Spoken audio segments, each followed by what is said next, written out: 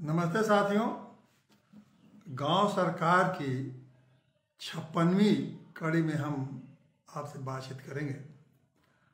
अभी तक हम लोगों ने पहले जो चर्चा की है वो सब गांव सरकार कैसे बनना चाहिए और कैसे उसके क्या अधिकार हैं और क्या उसके पावर हैं, ये सब हम लोगों ने चर्चा की।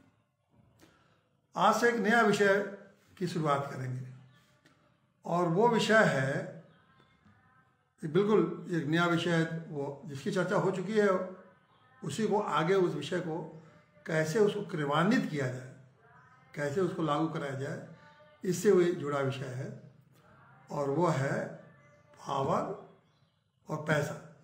ऐसे कहिए पैसा और पावर आंदोलन। इस विषय का हमने नाम दिया है पैसा पावर आंदोलन। अब इसको आप समझने की कोशिश करिए कि पैसा और पावर आंदोलन इसको क्यों दिया गया है इसका नाम।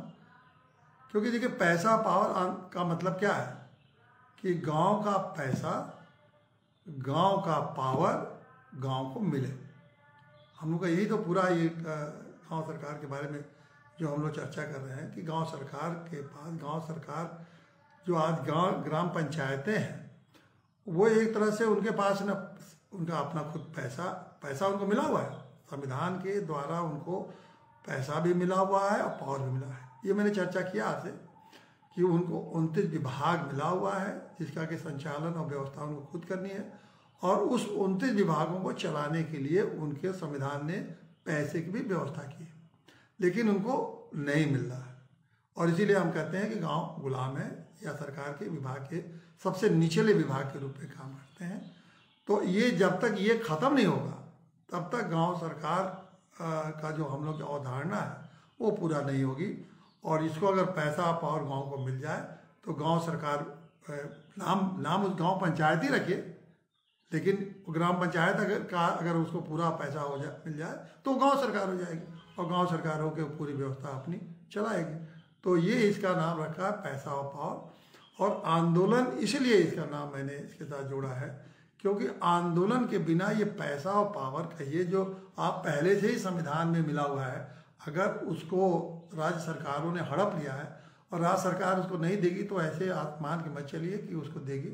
अगर राज्य सरकार को इस पैसा पावर गांव को देना होता तो अब तक बहुत पहले ही वो ऐसे व्यवस्था कर लेते। लेकिन वो जानते हैं कि जिस दिन ये गाँव पंचायतों को पैसा और पावर मिल जाएगा, पूरा का पूरा जो संविधान ने उनको दे रखा है, तो फिर वो उनकी कोई महत्ता सरकारों की नहीं रह जाएगी और फिर नेता राजनीति खत्म हो जाएगी, बहुत सारे नेताओं के एमएलए एमपी लोगों की, और फिर गांव स्वतंत्र हो जाएंगे। तो फिर उनका एक तरह से पूरा देश की जो वो ये तंत्र का जो लूट खसोट है वो भी लोग नहीं कर पाएंगे, इसलिए आसानी से नहीं देंगे। तो इसलिए अब ये जरूरत समय आ गया है कि गाँव को अब आंदोलन करना चाहिए और उस आंदोलन का नाम इसीलिए रखा गया है कि गांव का आंदोलन का मतलब पैसा पावर आंदोलन। फिर से स्पष्ट है ना कि पैसा पावर आंदोलन ये विषय की है जिसको कि हम चर्चा करेंगे। और इस विषय का मतलब है कि गांव का पैसा, गांव का पावर गांव को मिले। हम गांव को किसी का पैसा मत दीजिए, हम नहीं कह रहे हैं, या पावर मत दीजिए, हमको पावर भी मिला हुआ है और मेरा पैसा भी है। वो गाँव का पावर है और गाँव का पैसा है, उसको मिला हुआ है, उसको आपने जो रोक रखा है उसको दीजिए। इसीलिए कह रहे हैं कि गांव का पैसा, गांव का पावर गांव को दो। इस विषय को हम शुरू कर रहे हैं। अब ये विषय है कि ये पहले हम आपसे गांव का पैसा, गांव का पावर गांव को दो। अब पावर के बारे में तो मैंने आपको बहुत जैसे मैं बता चुका हूँ कि तमाम कड़ियों में पावर के बारे में तो चर्चा हो चुकी है कि संविधान के अनुसूची 11 में 29 विभाग ग्राम पंचायतों को दिए गए हैं और उन 29 विभागों का संचालन गांव के द्वारा किया जाएगा, ये अधिकार। इस पर हमने एक एक विषय पर चर्चा की और जो 55वीं कड़ी है वो बहुत महत्वपूर्ण है। उसमें मैंने हर विभाग के कहा कि एक एक विषय लेके आपको बता दिया कि सिर्फ एक एक विषय पर भी जो 29 विषय हैं, एक एक विभाग का अगर एक विभाग में एक काम भी हो जाए तो गांव का कायाकल्प हो जाएगा। तो ये हमने बता दिया कि इस तरह से 29 विभाग हैं, लेकिन इन 29 विभागों का जो अधिकार गांव को मिला हुआ है संविधान के द्वारा वो राज्य सरकार नहीं दिया है। और उसका कारण है कि राज्य सरकार ने उत्तर प्रदेश पंचायती राज अधिनियम का 1947 जो अधिनियम है उसमें एक धारा 15 लगा रखा है, और वो धारा 15 ही इस 29 विभागों के गला को घोंट लिया है। क्या है धारा 15? धारा 15 में ये है कि जो भी संविधान द्वारा ये अधिकार मिला है गांव पंचायतों को, यह राज्य सरकारों के आदेशों और निर्देशों के अधीन होगा। तो अब बताइए, जब राज्य सरकार के आदेशों और निर्देशों के अधीन होगा तो फिर आपका उसका कोई मतलब नहीं। राज्य सरकार जैसा चाहेगी, जैसा चलाएगी, जो निर्देश देगी उस हिसाब से काम करना। तो एक तरह से वो अधिकार जो संवैधानिक अधिकार है उसका इन्होंने गला दबा दिया है। आपको कुछ करने को नहीं है, जो जब वो आपको जो कुछ कहेंगे वही आप करिएगा। तो ये दो पावर की बात है। पैसे के बारे में भी मैंने आपको एक कड़ी में चर्चा किया है, लेकिन आज फिर एक बार एक विस्तार से उसको चर्चा कर दूं कि पावर के लिए भी आपको आंदोलन करना है और पैसे के लिए भी आंदोलन करना है। और मैंने बताया एक कड़ी में कि पैसा आपको किस तरह से वित्त आयोग से आपको मिला हुआ है, लेकिन फिर भी उसको थोड़ा और स्पष्ट कर दूं ताकि आप एक साथ पैसा और पावर दोनों को बारे में समझ लीजिए कि किस तरह से राज्य सरकार ने पैसा, गांव का पैसा और पावर जो उसको मिला हुआ उसको कैसा गला इसको दबा रखा है। गला क्या दबा दिया, मतलब उसको समझिए कि एकदम से उनको देने का ही उनकी मर्जी के हिसाब से ही इनको पैसा पावर मिलेगा। अब ये पावर का ये पैसा कैसे मिला हुआ है? देखिए, भारत के संविधान जैसे मैंने चर्चा की, अनुच्छेद 11 में 29 विभाग दिए गए, उसी तरह से भारत के संविधान का एक अनुच्छेद है 243(झ). वो 243(झ) ये इस आशय का है कि उसमें ये व्यवस्था की गई है कि पंचायतों को पैसा कैसे दिया जाएगा।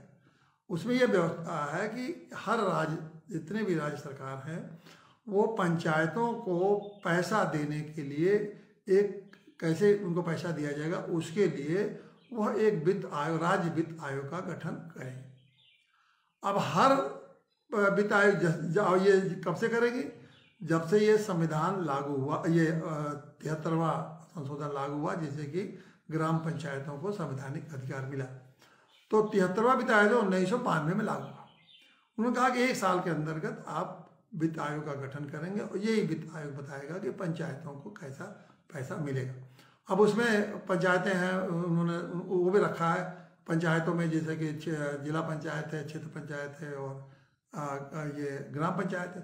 तो हम उनकी चर्चा नहीं करेंगे, हम ग्राम पंचायत के बारे में चर्चा करेंगे, जिसको कि हम गांव सरकार कहते हैं।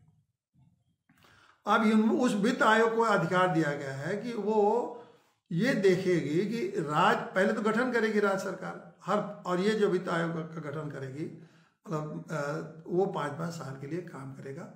अभी तक 5 वित्त आयोग गठन किए जा चुके हैं और उनके रिपोर्ट आ चुके हैं। और 5वां वित्त आयोग जो राज्य वित्त आयोग है वो हुआ था गठित 2015 में, उसकी रिपोर्ट आई 2012 में। और इस वित्त आयोग ने करीब 64 संस्तुतियाँ की, जिसमें कि ग्राम पंचायतों के बारे में 15-20 संस्तुतियाँ ग्राम पंचायतों के बारे में, बाकी उनकी संस्तुतियाँ जिला पंचायत और क्षेत्र पंचायत के बाद, उसकी हम चर्चा नहीं करेंगे। तो ये वित्त आयोग का जो गठन किया गया, कहा गया कि उसको संविधान व्यवस्था है कि राज्य सरकार निश्चित करेगी वित्त आयोग का, ये मर्जी पर नहीं है, वित्त आयोग का उनको गठन करना पड़ेगा। अब वित्त आयोग क्या करेगी? वित्त आयोग ये देखेगी कि राज्य सरकार के पास जो खजाना है, उनके पास राज्य सरकार के पास कैसे खजाना बनता है। राज्य सरकार का खजाना है कि टैक्स से पैसा लेते हैं, स्टाम्प से लेते हैं, फीस लगाते हैं, तमाम तरह से वसूली करते हैं। जैसे रोड टैक्स लगाते हैं, आप सेल्स टैक्स लगाते हैं, तमाम कर लगाती रहती हैं, तमाम फीस लगाती रहती है। राज्य सरकार का खजाना उसी से भरता है, हर चीज़ में वो लगाते, फीस लगाती रहती है, टैक्स लगाती रहती है। तो इस खजाने से जितना पैसा राज्य सरकार के खजाने में आया, अब संविधान में ये व्यवस्था की गई है कि वित्त आयोग देखेगा कि राज्य सरकार के खजाने में कितना पैसा आया और इस पैसे में से कितना पैसा ग्राम पंचायतों को जाना चाहिए। वो बताएगा, एक सिद्धांत बताएगा कि अगर इतना पैसा आ रहा है, इतना अगर आपको ग्राम पंचायत को देना ही पड़ेगा, वो आपकी मर्जी नहीं है। अब वो अध्ययन करेगी कितना पैसा आया, उसका हिसाब लेगी और वो सिद्धांत बताएगी कि अगर इतना पैसा आता है तो ग्राम पंचायत को जाएगा। तो ये एक संवैधानिक व्यवस्था है कि ग्राम पंचायत को पैसा जाना ही जाना है, वित्त आयोग वो संस्तुति करेगी। इसके अलावा भी वित्त आयोग को उन्होंने अधिकार दे रखा है कि ये भी देखेगी वित्त आयोग कि कैसे गांव पंचायतों को अधिक से अधिक अपने व्यवस्था चलाने के लिए संसाधन कैसे उनके पास जुड़ सकते हैं, ये भी वित्त आयोग का उन्होंने अधिकार दे रखा है। तो हर 5 साल में वित्त आयोग बनेगा और ये वित्त आयोग इसकी संस्तुति देगी। अब देखिए ये जो दिक्कतें आएगी, ये जो संस्तुति है, ये है संविधान में ये व्यवस्था है कि वित्त आयोग संस्तुति देगी और उसी हिसाब से पैसा ग्राम पंचायतों को जाएगा। अब ये संस्तुति देने का जो व्यवस्था है, इस संविधान में एक मैं कहूँगा एक कमी रह गई।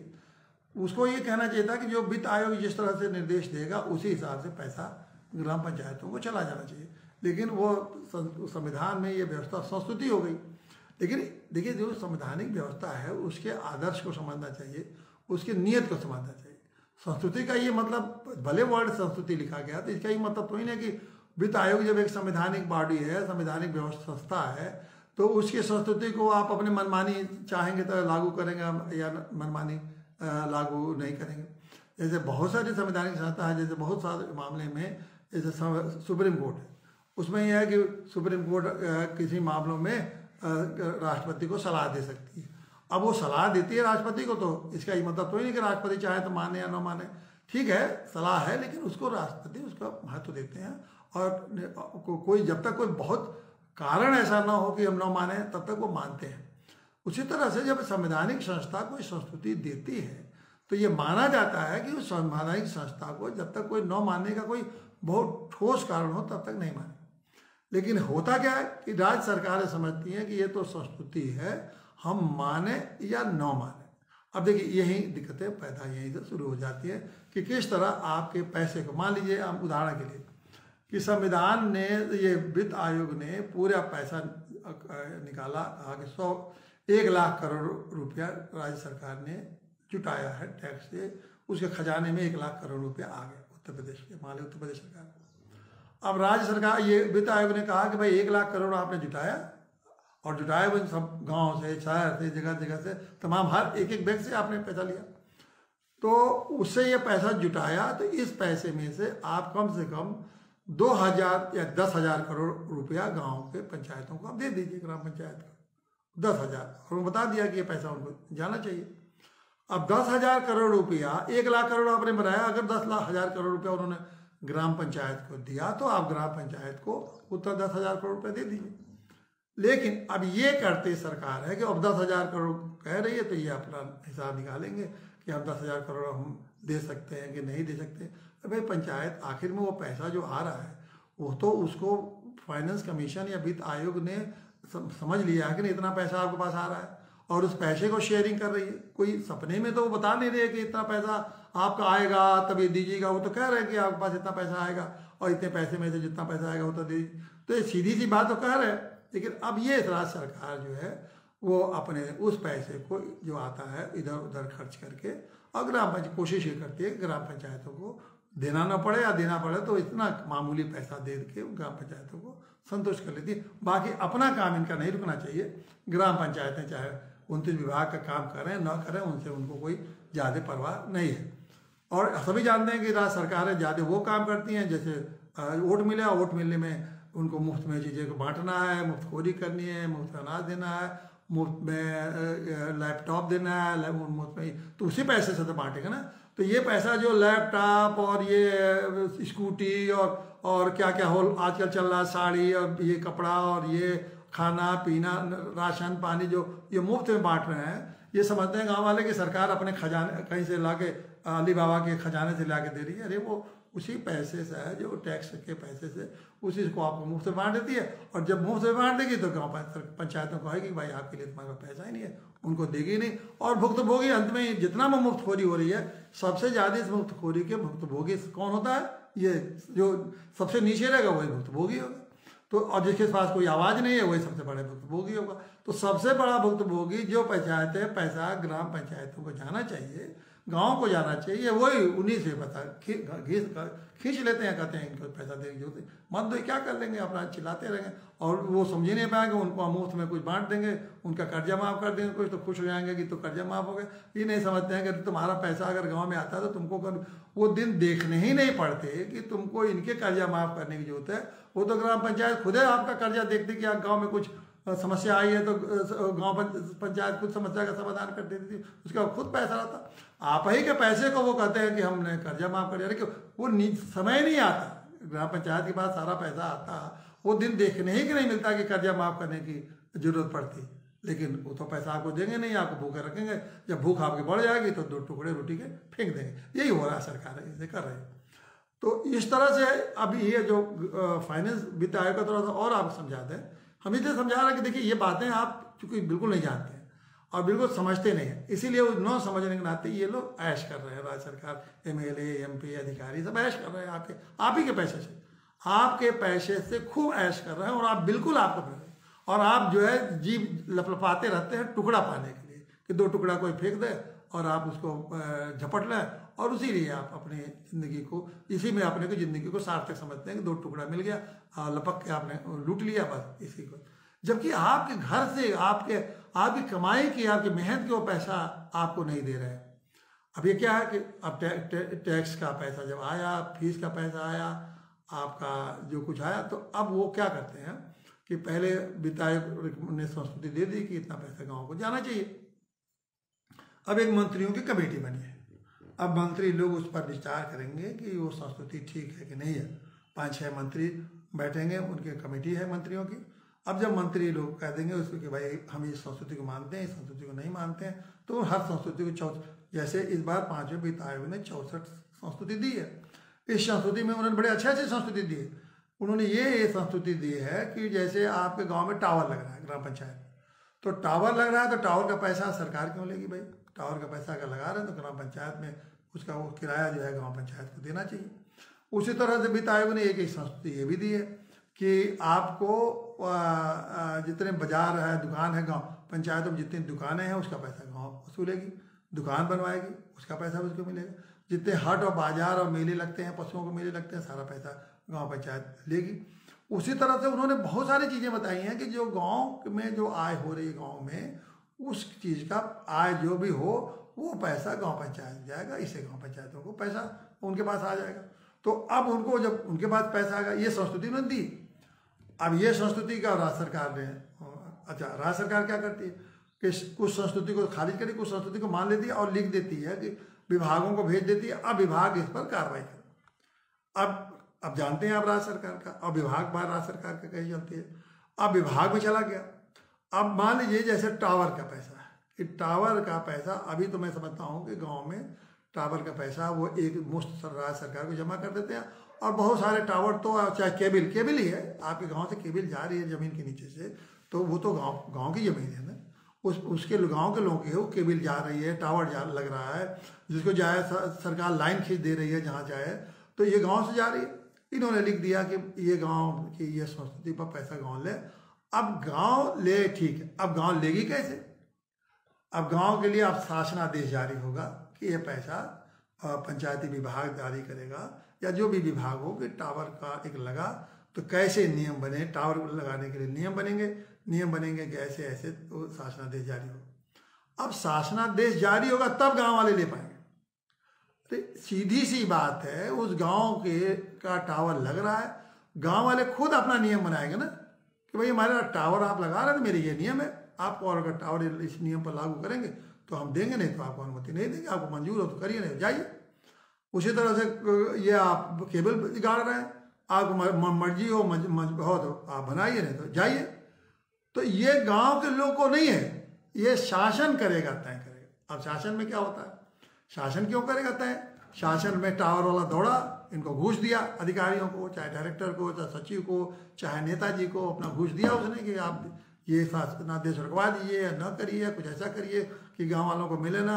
अब वो घूस खा बंडल बाट हो जाएगा, अरबों रुपया ये वो टावर के पैसे का ये नेता और अधिकारी और सब मिल के खा ले रहे हैं। और वो पैसा अगर गाँव में जाता तो बताइए, वो सीधा के सीधा अगर एक टावर का अगर 50,000 रुपया भी महीना, 20,000 रुपया महीना गांव पंचायत की जाता तो 20,000 रुपया गांव के लोगों को राहत मिलती कि नहीं मिलती? कुछ भी करते वो गांव के लोगों को मुफ्त में दवाई बांटते, उस पैसे से गाँव कफन ही बांटते लोगों को, गाँव के विधवाओं को कुछ मदद करते, लेकिन नहीं, वो तो गाँव की कमाई होती, गाँव वाले देते ये पैसा।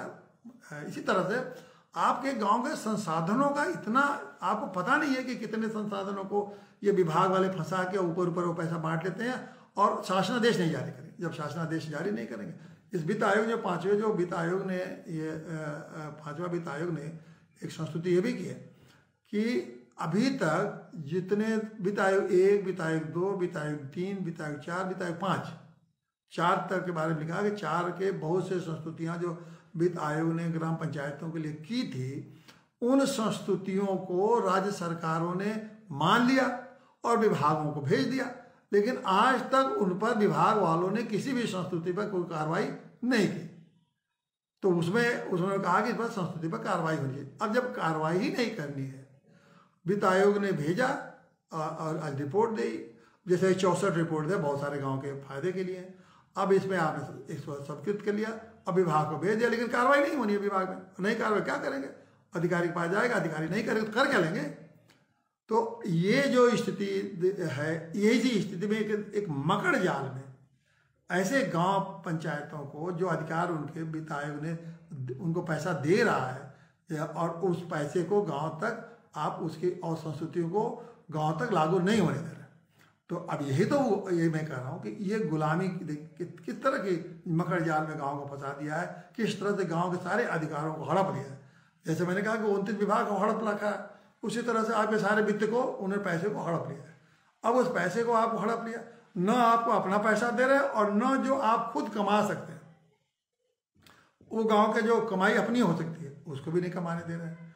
तो इस तरह से आपको न अपना पैसा दे रहे हैं और न पावर दे रहे हैं। तो इसीलिए मैंने कहा कि जो ये आपका पैसा है, संविधान से बड़ा तो कोई किताब है नहीं। उसी संविधान से प्रधानमंत्री जी ऐश कर रहे हैं, उसी संविधान से मुख्यमंत्री जी ऐश कर रहे हैं, मेरे विधायक जी ऐश कर रहे हैं, कोठियाँ रह रहे हैं, बड़े जहाज में चल रहे हैं लोग, बड़े बड़े सुख सुविधा ऐश रंग पानी बना रहे हैं, लाखों में खेल रहे हैं, मतलब अरबों खरबों में खेल रहे हैं उसी पैसे से। और वही पैसा आपका जो है वो उसको ये कुंडली मार के बैठे हुए हैं, क्योंकि ये चला जाएगा आपके पास। तो आप तो अपना वो पैसा जैसे गया तो इनका उतना पैसे में इनकी ऐश तो बंद हो जाएंगे, इनकी लूट बंद हो जाएगी। और जैसा मैं बार बार कहता हूँ कि नेता, अधिकारी और ये जो व्यापारी, ये तीनों मिलके इसको खा रहे हैं। व्यापारी चाहे वो ठेका कहिए, चाहे एनजीओ चला रहे हैं, चाहे वो कर रहे हैं, जैसे भी हो, मतलब वो एक तो नेता हो गया, एक अधिकारी और एक तीसरे आदमी में ठेकेदार और दलाल और ये वो सब आपको मिला दिए, तो वो सब मिलके ये खा रहे हैं। तो ये जो पैसा आपका है, इसलिए मैं कहूँगा पैसा और पावर ये दोनों आपका है, लेकिन आपको नहीं मिल रहा। अब इस पैसे और पावर के लिए मिलने के लिए क्या क्या ये अब समझ गया आपको समझा दिया। फिर दोबारा एक बार क्या कि हम और स्पष्ट कर देना कि मैंने 29 विभागों का जो पावर था वो आपको बता दिया।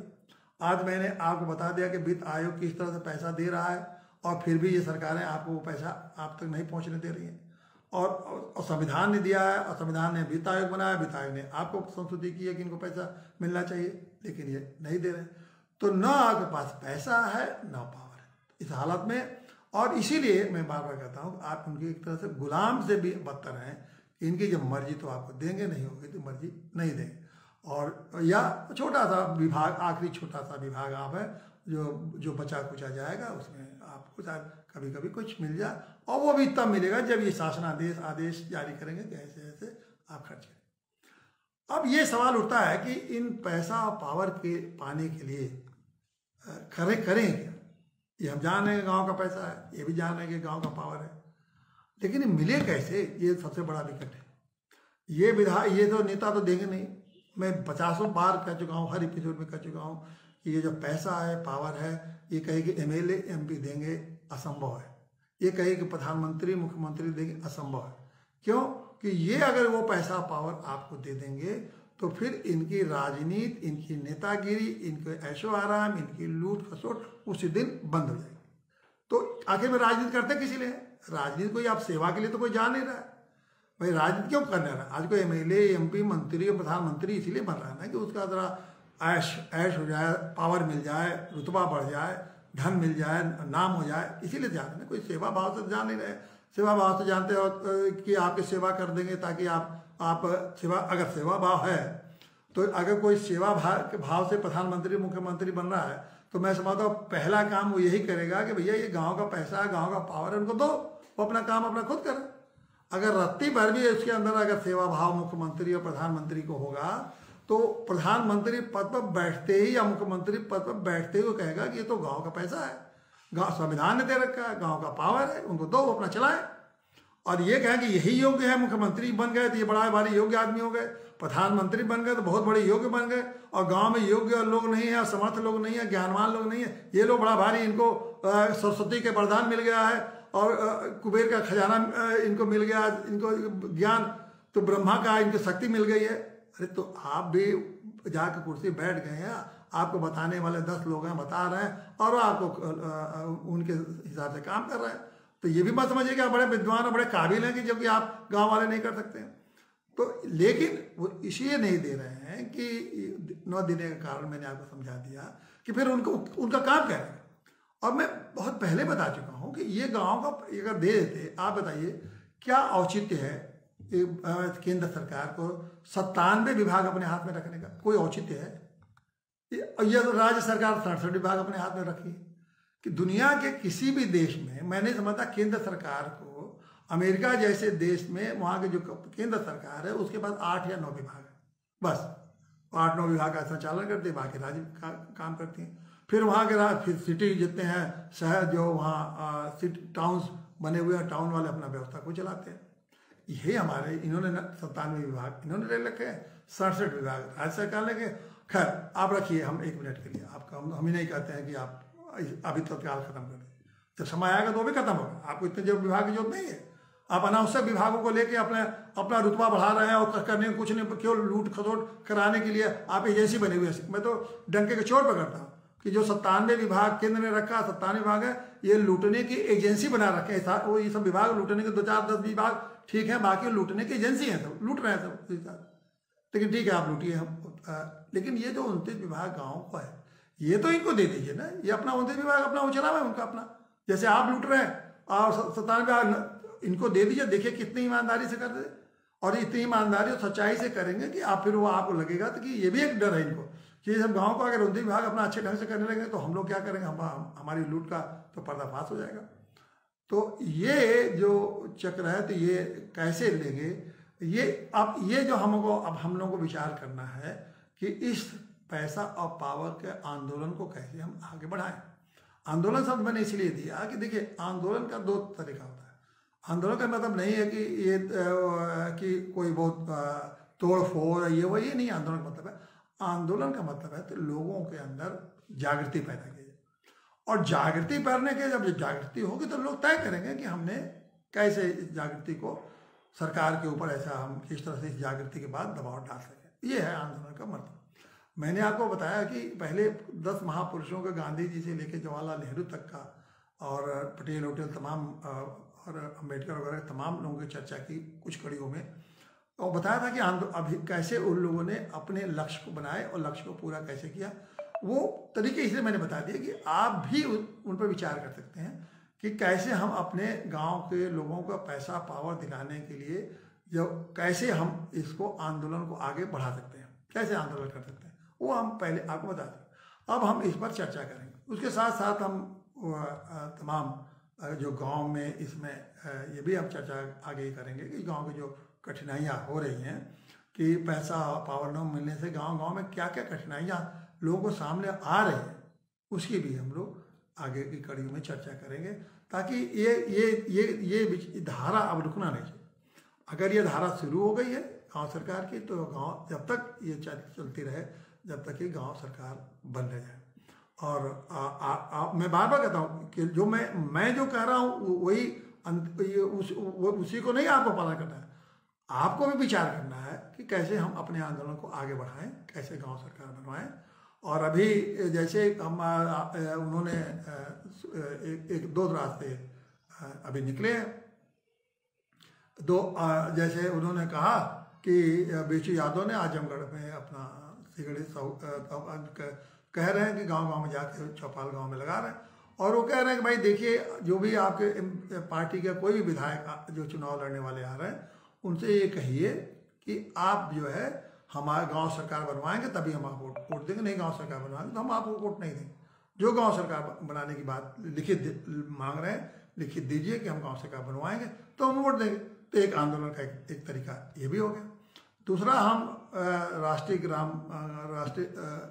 ग्राम पंचायत राज संगठन है, अब उसके मैं तो राष्ट्रीय अध्यक्ष हूँ। अभी वहाँ जाके मैंने घोषणा किया वहाँ बुलंदशहर में कि हम जो 36 जो MLC का चुनाव होता है, जिसको कि BDC के सदस्य और प्रधान लोग जिनको चुनते हैं, तो मैंने कहा कि आप अपने प्रत्याशी लड़ाइए ग्राम पंचायत के संगठन की ओर से, और ये प्रधान लोग अपना लड़ाएं अपने प्रत्याशी, और कहें कि जो हमारे प्रत्याशियों को, जो पार्टी हमारे प्रत्याशियों को विरोध करेगा उसको हम वोट नहीं देंगे। और ऐसा ही करें कि हमारे जो प्रत्याशी 36 जीत के जाएंगे तो वो ग्राम सरकार बनाने के लिए पूरा वहाँ विधानसभा में, वो विधान परिषद में पूरा दबाव डालेंगे, और विधान परिषद में कानून बनवाएंगे, वहाँ से कानून विधानसभा में जाएगा, धीरे धीरे वो उसकी ताकत बढ़ेगी, आवाज़ उठेगा, और गाँव सरकार का जो हमारा सपना है वो पूरा होगा। तो ये भी एक आंदोलन का तरीका है, और भी आंदोलन के तरीके हर तरह से हम लोग को खोज के लागू कराना है। और अब जो है इस आज की कड़ी से हमें पैसा और पावर आंदोलन को आगे बढ़ाना है। पैसा और पावर का आंदोलन का मतलब ये हुआ गांव का पैसा, गांव का पावर गांव को मिले। धन्यवाद साहब।